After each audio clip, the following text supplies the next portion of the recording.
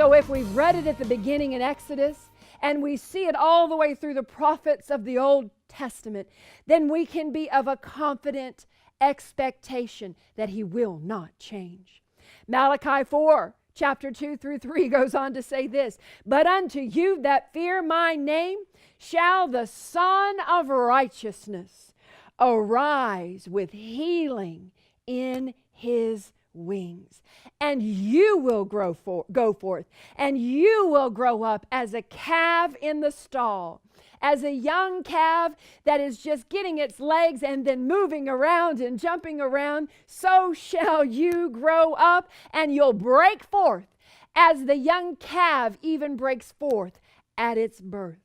Now, we've been talking about proofs that if it was ever demonstrated that there was healing in the Old Testament, then perhaps we can establish there's a precedence for healing for us today. But I want us to go on in the few minutes that we have left together today, because it goes on and we discover that Jesus came as the fulfillment in the New Testament.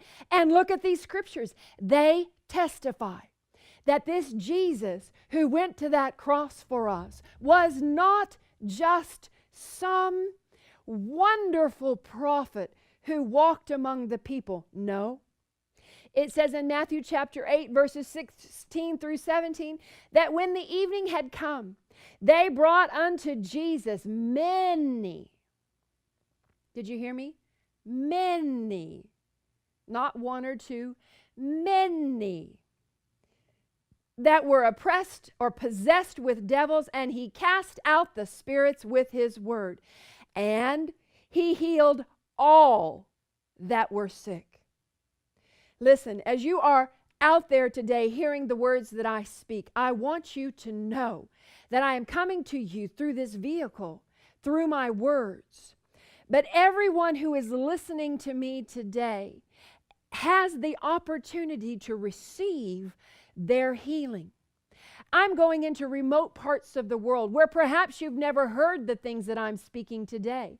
And if you will simply receive the words that I speak, because the holy book that I bring to you today is not just a conglomeration of words and nice sayings that are good to live our lives by. No, they are much more than just a conglomeration of words, but they are a gathering of stories where we discover that God confirms to us by demonstration that when Jesus walked, what He did, it was His desire for us to have it recorded that it was for all people, for all times, and that we could experience it today. Now, why is this important?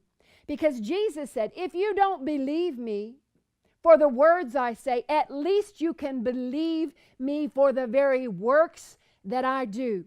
You see, the words that I bring to you, and I bring of testimony to you, and these words on healing that I find in the Old Covenant, I find in the New Covenant, and I find in the epistles, I find in the books of the New Testament, these words are demonstratable.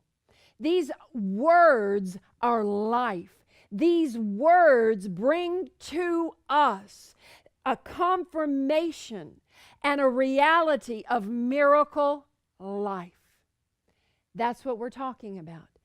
Foundations throughout history that continue to establish the reality of a miracle life for you and for me.